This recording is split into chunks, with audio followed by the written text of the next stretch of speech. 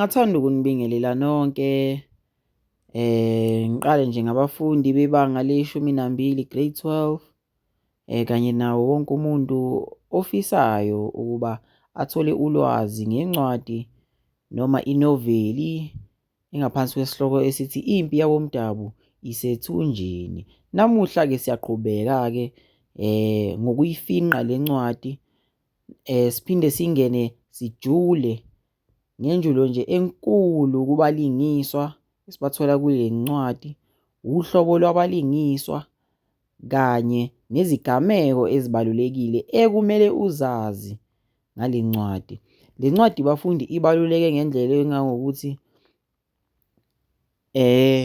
uma uyobhala iphepha lakho likamatikuletsheni uphepha 2, iphepha lesibili, uma uyobhala isiZulu iphepha lesibili, iyingxenye yezincwadi noma iyingxenye yezincwadi enizozifunda esikolweni niphinde nehlolwe ngazo.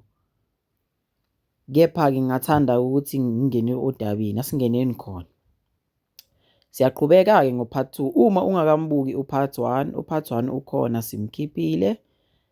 Sesingaqhubeka-ke ey'gamekweni esizibalile-ke ku-part 1, sisibalile isigameko esimqoka kule noveli. Lesi sigameko lapho khona-ke umlingiswa ongubafana ezwa umuntu engqongqoza emnyango. Mayethi uyovula umnyango kanti kungqongqoza nje umalume wakhe uCele wayesuka eMpaphala eze eMlazi ezobona umshana wakhe, ephinde futhi ecelele izingane zikasisi kamshana wakhe ubafana. Lezi zingane lezi uma wazo igama lakhe nguLinono. uLinono iy'ngane akasakwazanga ukuthi ay'khulise ngoba wayesehambile eseyohlala nendoda kwenye nje indawo. Kulindelekile vese ukuthi uma ingane yakho thiwa kwenzeka ukuthi wena awusekho emhlabeni noma usuhambile, kuzomele umfowenu noma udadewenu asize ekubenini ayikhulise ayinakekele. Nakule noveli siyasithola isigameko esinjalo lapho khona-ke izingane zikaLinono, uZithelile noHlanganisani sebedinga indawo yokulala, ukudla okunempilo kanye nokwesekeleka ngokwemfundo. Njengayo yonke ingane esanesifiso sokuba ibe nempilo eqhakazile, lezo zinto engizibalile ezintathu izinto ezidingwa yiyo yonke ingane esakhulayo. Nasi-ke isigameko esibalulekile ekumele usazi.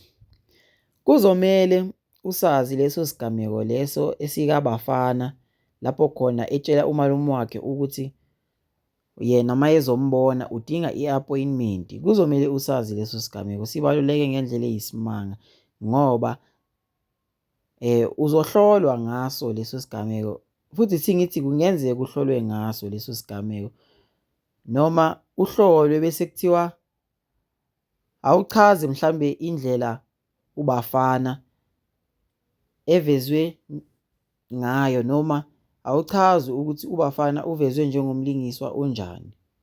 Sonke siyazi ukuthi sho ukuthi awuyena umuntu olungile uma uzokwazi ukuthi utshele igazi lakho ukuthi uma befuna ukukubona kuzomele benze i-appointment, bayocela usuku ekubeni kuwumndeni wakho. Awukwazi ukuthi ubeke amabhizinisi phambili nezinkampani ukudlula umndeni wakho. Akazi-ke ukuthi ngabe ukhonani ongavumelani nalokho engikushoyo, kepha-ke usungasitshela-ke kuma-comments imicabango yakho ngalokho. Kuphinde futhi kube ukuthi bangakubuza kuthiwa awudalulwe kabanzi ngokuvezwa komlingiswa onguPopi. Umlingiswa onguPopi siyazi ukuthi ungunkosikazi kaBafana osebenza njengomhlengikazi esibhedlela. Umhlengikazi unesi ngesimanje manje, kepha-ke ya unesi. So unesi uPoppy wayenabangani bakhe emsebenzini, wayesebatshela ngesigameko esibehlakalele endlini ngenkathi sekufika umalume kaBafana esuka eMpaphala ezocelela izingane. Wathi yena angeke azithathe lezo zingane. Lapho-ke wayehleli nabalingiswa noma abanye abahlengikazi. Kwakukhona uMethiloni Mngadi, uMethiloni Dladla. Futhi yazi ithi ngenze njani? Awuthi ngikunike umsebenzi wokuthi uyothola ukuthi obani laba abanye oMethiloni ababili ayehleli nabo. Ngoba nabo phakathi kwalabo oMethiloni labo engibabalile babehlukene kabili nabo labo oMethiloni. Kwakukhona oMethiloni abavumelana nalento ayishoyo, khona oMethiloni ababengavumelani ngalento ayeyisho. Uma sesikhuluma-ke ngabalingiswa abalungile, abalungiswa abanobuntu, mhlambe kuthiwa sebeyakubuza-ke ku-exam noma kwisivivinyo, uma usuyobhala kuthiwa awuchaze kabanzi ngomlingiswa unguMaxakushi, noma kuthiwa awuchaze kabanzi ngabalingiswa abakhombisa ubuntu. Awuthi ngisebenzise leyo mzekelo, kuthiwa chaza kabanzi ngabalingiswa abakhombisa ubuntu kule noveli. Baningi abalingiswa abakhombisa ubuntu kule noveli. Nakhona kulabo Methiloni engibabalile bakhona abashodayo ababekhombisa ubuntu. Ngifuna kodwa ubathole ukuthi bangobani, impendulo usazise kuma-comment. So kulabo Methiloni njengoba bengichazile ukuthi bebehlukene kabili, siyaphinda siba nabalingiswa ababonisayo ubuntu njengayo umlingiswa unguCele. Ubuntu laba kubonisayo ukuthi ayocelela izingane zikamshana wakhe ukuthi zithole indawo yokulala, zithole ukudla, ziphinde zisekeleke ngendaba yesikole ukuthi zifunde kahle nje. Kuwubuntu lokho, isenzo sobuntu. Siphinde sithole ugogo uMaxakushe. Ugogo uMaxakushe-ke umsizi wekhaya owayegcine esexoshwa. Lo msizi wayexoshwa ngenxa yokuthi kwaduka imali kwase kuthiwa uyena.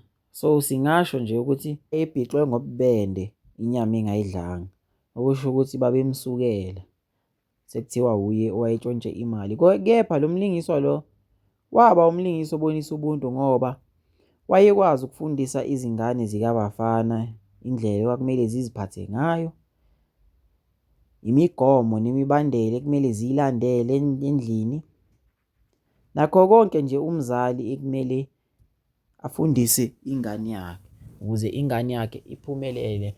Ngoba phela siyazi ukuthi akekho umzali ofisa ukubona ingane yakhe isingumhlambi kaZelusile noma esingabi utho empilweni.